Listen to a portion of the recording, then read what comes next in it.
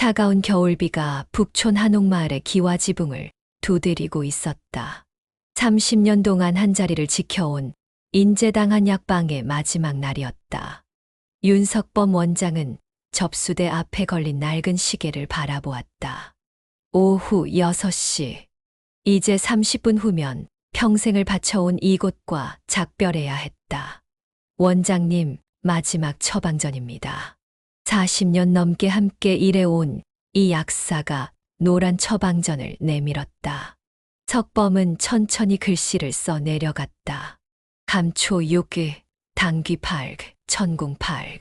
수천 번도 더 써온 처방이었지만 오늘따라 붓펜이 무거웠다. 이 약사 30년 동안 수고 많았어. 원장님께서 더 고생하셨죠. 이제 편히 쉬실 차례예요. 이 약사의 눈가가 붉어졌다. 마지막 환자가 떠나고 석범은 한약 다리는 방으로 들어갔다. 오래된 약탕기에서는 여전히 은은한 한약 향이 배어나왔다.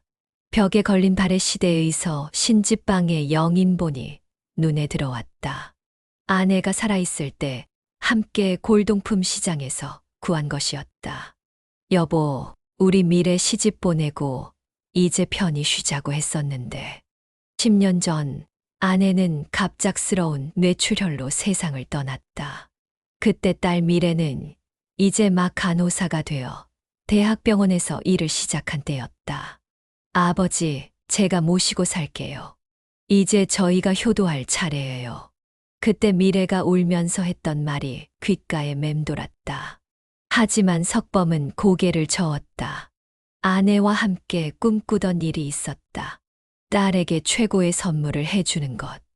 그래서 한약방을 계속 운영했다. 30년. 이곳에서 보낸 시간이 주마등처럼 스쳐 지나갔다.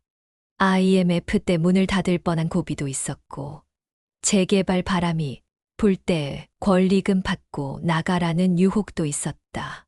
하지만 석범은 버텼다. 환자들의 신뢰가 있었고 무엇보다 딸을 위한 꿈이 있었기 때문이다. 원장님, 마지막 정리 다 하셨나요? 현관 밖에서 부동산 중개사의 목소리가 들렸다. 오늘 오후 7시 한약방이 있던 이 건물에 명도식이 있을 예정이었다. 재건축 후 들어설 현대식 상가 건물의 분양권과 함께 40억이라는 거금이 석범의 통장으로 들어와 있었다. 네, 잠시만요. 석범은 마지막으로 약재방으로 들어갔다. 100개가 넘는 약재 서랍장이 그를 바라보고 있었다. 서랍마다 정갈하게 써놓은 한자가 눈에 들어왔다. 30년 동안 그가 직접 써놓은 글씨들이었다. 마지막 서랍을 닫으며 석범은 주머니에서 낡은 지갑을 꺼냈다. 그 안에는 바랜 사진 한 장이 들어 있었다. 미래가 태어난 날, 아내와 함께 찍은 사진이었다. 여보, 이제 약속 지킬 수 있게 됐어요. 한약방 문을 닫고 나오는 석범의 발걸음이 무거웠다. 겨울비는 여전히 내리고 있었다. 우산을 펴들며 그는 강남 쪽을 바라보았다. 오늘 저녁 딸 미래의 집에서 가족 식사가 있을 예정이었다. 택시를 타고 가는 동안 석범은 통장에 찍힌 숫자들을 다시 한번 확인했다. 40억. 한약방을 정리하고 받은 돈이었다. 아내와 함께 꿈꾸던 대로 이제 미래에게 최고의 선물을 해줄 수 있게 된 것이다. 강남의 고급 아파트 단지에 도착했다. 미래의 집은 15층에 있었다. 엘리베이터를 타고 올라가는 동안 석범의 마음이 설렜다. 현관문 앞에 서서 초인종을 누르려는 순간 안에서 들리는 대화 소리에 그의 손이 멈췄다. 여보, 구독자가 벌써 80만 명이래요. 이러다 100만 찍겠어요. 사위 준호의 들뜬 목소리였다. 그러게요. 오빠 유튜브 채널이 이렇게 잘 될 줄 몰랐어요. 제약회사 그만두길 정말 잘했어요. 미래의 목소리에도 기쁨이 가득했다. 그나저니 오늘 아버님 오신다고 했죠. 촬영 일정이 있는데 괜찮아요. 금방 보내드리면 되죠. 어차피 아버지는 우리 집이 불편하다고 오래 안 계시잖아요. 석범의 손이 천천히 내려왔다. 가슴 한켠이 묵직해졌다. 잠시 망설이다 그는 다시 초인종을 눌렀다. 아버님, 어서 오세요. 문이 열리고 준호가 환한 얼굴로 맞이했다. 카메라 삼각대가 거실 한가운데 설치되어 있었고 조명 장비들이 곳곳에 놓여 있었다. 아버님, 저희가 이제 유튜브로 꽤 성공했다고 해야 하나? 한번 보여드릴게요. 준호는 자랑스러운 듯 핸드폰을 꺼내들었다. 힐링 라이프라는 채널 이름 아래 80만이라는 숫자가 떠 있었다. 영상에는 호화로운 인테리어의 집안 곳곳이 비춰져 있었고 준호가 건강 관련 정보들을 설명하는 모습이 담겨 있었다. 아버님, 저희 채널이 요즘 엄청 뜨고 있어요. 건강과 힐링 콘텐츠가 대세거든요. 준호의 말에 석범은 가만히 고개를 끄덕였다. 거실 한켠에 설치된 조명 아래에서 미래가 분주히 움직이고 있었다. 흰색 원피스를 입은 그녀는 마치 다른 사람처럼 보였다. 아버지, 저녁 드시고 가세요. 오늘은 제가 직접 요리했어요. 미래가 앞치마를 두르며 말했다. 식탁에는 이미 화려한 음식들이 차려져 있었다. 하지만 석범의 눈에는 그것이 마치 촬영용 세트장처럼 보였다. 미래야, 아버지가 할 말이 있구나. 석범은 주머니에서 서류 봉투를 꺼냈다. 한약방 매각 대금으로 받은 40억 원의 증여 계약서였다. 아내와 함께 꿈꾸던 순간이 드디어 왔다. 이게 뭐예요? 미래가 서류를 펼쳐보더니 눈이 커졌다. 준호도 옆에서 서류를 들여다보았다. 아버님, 이게 다 저희에게. 준호의 목소리가 떨렸다. 석범은 잠시 눈을 감았다가 떴다. 너희들 위해서 모은 거란다. 이제 너희 둘이 좋은 곳에 투자해서. 아버지, 정말 감사합니다. 미래가 달려와 석범을 끌어안았다. 그 순간 준호의 눈이 반짝였다. 여보, 이거 영상으로 찍어야 하는 거 아닌가요? 시아버지의 감동적인 40억 증여. 이런 제목이면 조회수 대박일 텐데. 준호가 카메라를 들어 올리려 하자 석범의 얼굴이 굳었다. 그건 안 된다. 가족의 일을 그렇게. 아버님, 요즘은 다들 이렇게 해요. 진심을 담아서 찍으면. 석범은 고개를 저었다. 미래가 준호를 말렸지만 그의 눈빛은 이미 콘텐츠에 대한 욕심으로 가득 차 있었다. 아버지, 우선 저녁부터 드시죠. 미래가 분위기를 바꾸려 서둘러 식사 자리로 안내했다. 하지만 식사 내내 준호는 부동산 앱을 들여다보며 투자할 곳을 찾고 있었다. 여기 청담동 상가 어때요? 요즘 거기가 뜨고 있다던데. 석범은 밥을 먹다 말고 창밖을 바라보았다.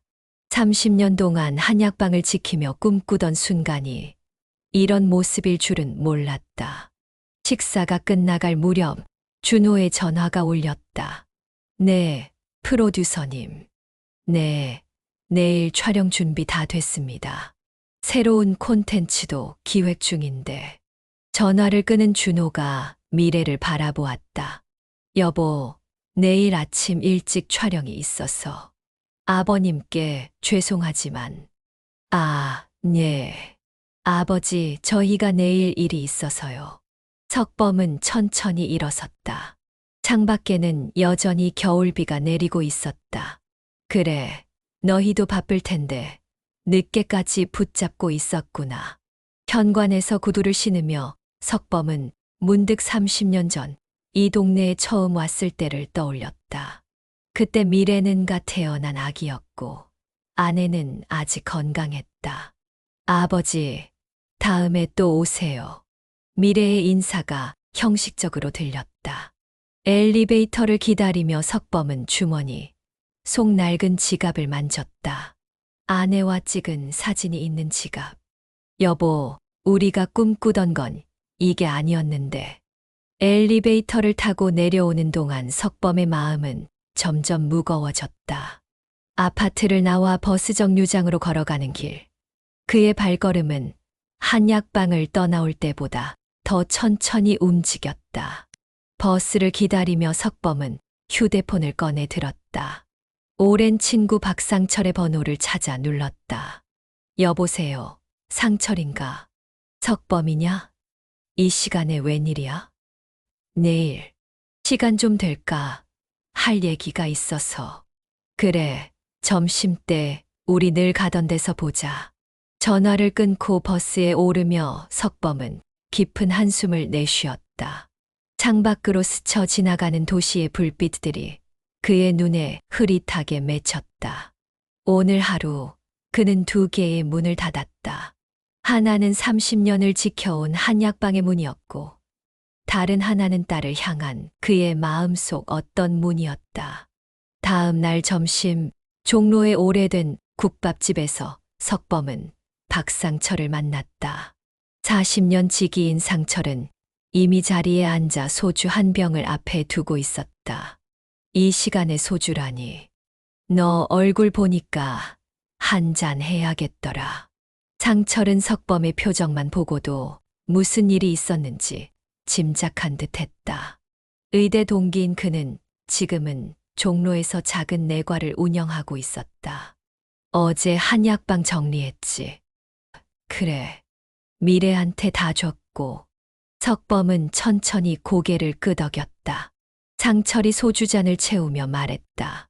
그 돈이면 강남 한복판에 빌딩 하나는 살 수 있을 텐데. 너무 서두른 거 아니야? 아내와의 약속이었어. 석범의 목소리가 떨렸다. 상철은 한숨을 쉬었다. 그래도 내가 그렇게 고생해서 모은 돈인데. 너는 어떻게 살? 나는 괜찮아. 월세방에서도 살 수 있어. 석범의 말에 상철이 갑자기 소리를 높였다. 이 사람아, 너 지금 정신이 있어. 78살의 한의학 박사가 월세방은 무슨. 그때 주인 아주머니가 국밥을 가져왔다. 뜨거운 김이 모락모락 피어올랐다. 그나저나 사위는 어떻대? 제약회사 그만두고 유튜브 한다면서. 석범은 잠시 말을 고르다가 입을 열었다. 잘 되는 것 같아. 구독자가 80만이래. 80만. 대단하네. 근데 넌 좋아하는 것 같지 않은데? 석범은 국밥의 따뜻한 김을 바라보며 말했다. 어제 내가 준 증여 서류도 찍어서 올리고 싶어 하더라고. 시아버지의 40억 증여, 이런 제목으로. 뭐라고? 상철의 얼굴이 붉어졌다. 그 사위 녀석이 미쳤나? 어떻게 그런 개인적인 일을. 요즘은 다들 그렇게 산다더라. 그래도 예의가 있지. 너같이 존경받는 한의학 박사를. 아니, 그 전에 자기 장인을. 상철은 화가 난 듯 소주를 들이켰다. 잠시 침묵이 흘렀다. 석범아. 응.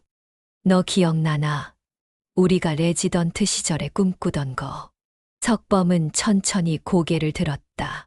상철이 계속 말을 이었다. 우리가 은퇴하면 시골에 내려가서 의료봉사하면서 살자고 했었잖아. 너는 한약으로, 나는 양약으로. 그랬었지. 아직도 난 그 꿈을 포기 안 했어. 내년이면 나도 은퇴인데. 너 어때? 나랑 같이 가보지 않을래? 석범은 잠시 생각에 잠겼다. 젊은 시절의 꿈이 파도처럼 밀려왔다. 하지만 난 이제. 뭐가 이제야? 너 아직도 처방 실력은 나보다 100배는 낫잖아. 시골에는 의료 혜택을 제대로 못 받는 노인들이 얼마나 많은데. 상철의 말에 석범의 마음 한켠이 따뜻해졌다. 오랜만에 느끼는 감정이었다. 거기다 내가 알아본 곳이 있어. 강원도 횡성 쪽에 폐교를 개조해서 의료센터를 만든다는데. 그때 석범의 휴대폰이 울렸다. 미래였다. 아버지, 어디세요? 친구 만나고 있는데. 아버지, 저기 증여받은 돈 말인데요. 준호 오빠가 청담동에 좋은 상가를 찾았거든요. 계약금을 좀 서둘러야 할 것 같아서. 석범은 잠시 눈을 감았다. 알았다. 내일 은행에 가서. 전화를 끊자 상철이 걱정스러운 눈으로 바라보았다. 미래 전화야? 응. 돈 때문에. 너 정말 다 줘버릴 거야? 석범은 대답 대신 국밥을 한 숟가락 떴다. 따뜻한 국물이 목을 타고 내려갔다. 상철아. 응. 그 강원도. 정말 의사가 없어? 상철의 눈이 반짝였다. 많이 부족해. 특히 한의사는 아예 없어. 노인분들이 한약 지어 먹으려면 군청 소재지까지 나가야 하는데. 석범은 천천히 숟가락을 내려놓았다. 창밖으로 늦겨울의 햇살이 비치고 있었다. 한번 가보고 싶다. 일주일 후 석범은 작은 트럭에 짐을 싣고 있었다. 30년 동안 살았던 북촌의 월세 한옥을 비우는 중이었다. 오래된 약탕기와 한의학 서적들, 그리고 아내와의 추억이 담긴 물건들을 하나씩 정리하면서 그의 마음은 이상하게도 가벼워졌다. 아버지, 정말 시골에 가시게요. 미래가 걱정스러운 얼굴로 물었다. 준호는 카메라를 들고 이것저것 촬영하고 있었다. 아버님, 이거 콘텐츠로 너무 좋을 것 같아요. 78세 한의사의 인생 2막, 시골 의료봉사를 결심하다. 구독자들이 감동받을 것 같은데요. 석범은 대답 대신 낡은 약장을 정리하는 데 집중했다. 그때 미래가 다가와 작은 목소리로 말했다. 아버지, 그 청담동 상가요. 계약금이 생각보다 더 필요할 것 같아요. 혹시 통장은 어제 다 넘겨주지 않았니? 네, 하지만 석범은 잠시 손을 멈추고 딸을 바라보았다. 어릴 적 아버지 무릎에 앉아 한의학 이야기를 들으며 눈을 반짝이던 그 아이는 어디로 갔을까? 미래야. 네, 내 어머니가 돌아가시기 전에 내게 한 말이 있단다. 미래의 눈동자가 흔들렸다. 우리 미래가 행복했으면 좋겠다고. 하지만 돈이 전부는 아니라고 하셨어. 아버지, 이제 너희 둘이 알아서 잘 살아라. 나는 내 길을 가보려고 해. 준호가 카메라를 들고 다가왔다. 아버님, 이 대사 한 번만 더 해주시면 안 될까요? 조금 더 감정을 넣어서. 준호 씨, 석범의 목소리가 단단해졌다. 네, 카메라 좀 내려주시겠습니까? 준호는 잠시 당황한 듯 했지만 이내 카메라를 내렸다. 석범은 천천히 약장에서 오래된 사진 한 장을 꺼냈다. 20년 전 미래가 의대에 떨어지고 간호학과에 진학하기로 했을 때 찍은 사진이었다. 이거 기억나니? 미래는 사진을 받아들고 잠시 말을 잇지 못했다. 사진 속에서 20살의 미래는 환하게 웃고 있었다. 그때 내가 그랬지. 아버지처럼 사람들을 돕는 일을 하고 싶다고. 미래의 눈가가 붉어졌다. 준호는 어색한 듯 밖으로 나갔다. 미래야, 아버지가 너무 갑작스럽게 결정한 것 같아 미안하구나. 하지만 석범은 잠시 말을 멈추고 창밖을 바라보았다. 북촌의 기와지붕들이 겨울 햇살을 받아 반짝이고 있었다. 난 이제야 알 것 같다. 내 어머니가 왜 그렇게 의료봉사를 좋아했는지, 돈이나 명예가 아닌 진정한 보람이 무엇인지. 아버지도 지금까지 충분히 의미 있는 일을 하셨잖아요. 그래. 하지만 이제는 새로운 꿈을 꾸고 싶구나. 늦었다고 생각하지 않아. 미래는 말없이 아버지를 바라보았다. 석범은 약장맨 아래 칸에서 낡은 가방을 꺼냈다. 의대생 시절부터 써온 왕진 가방이었다. 이건 가져가야겠다. 시골에서 쓸 일이 있을 것 같아서. 정말 강원도로 가시는 거예요? 응. 상철이랑 같이 가기로 했어. 폐교를 고쳐서 작은 의료센터를 만든대. 나는 한의원을, 상철이는 내과를. 그때 밖에서 자동차 경적 소리가 들렸다. 상철이 트럭을 가지고 온 모양이었다. 아버지. 미래가 갑자기 석범을 끌어안았다. 미안해요. 전 아직도 아버지가 자랑스러워요. 석범은 딸의 등을 가만히 쓰다듬었다. 마지막 짐을 트럭에 싣고 그는 한옥의 대문을 돌아보았다. 30년의 세월이 주마등처럼 스쳐 지나갔다. 자, 이제 가볼까.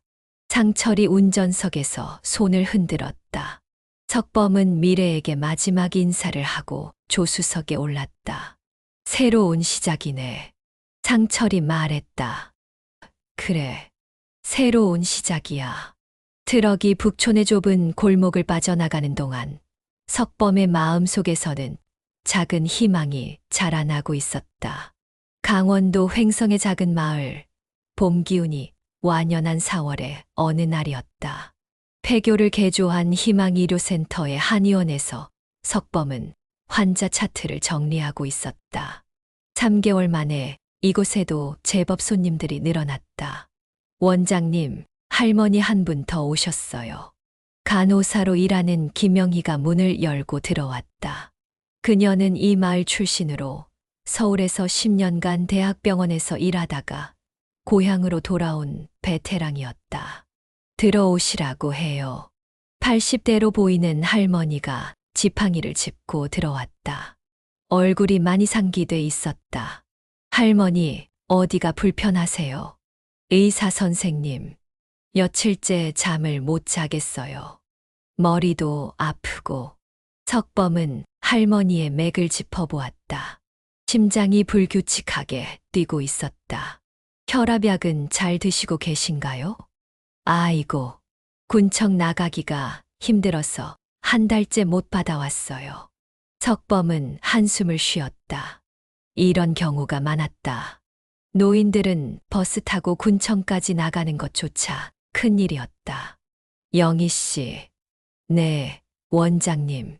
상철이 원장님께 연락해서 혈압 체크 좀 해달라고 해주세요. 그리고 그때 밖에서 익숙한 목소리가 들렸다. 아버지, 미래였다. 석범은 놀라서 밖으로 나갔다. 미래가 봄바람을 맞으며 서 있었다. 이게 웬일이니? 날씨도 좋은데 아버지 보러 왔죠. 미래의 얼굴이 환했다. 혼자 왔어? 아니요. 준호 오빠는 주차하러. 그때 준호가 카메라를 들고 뛰어왔다.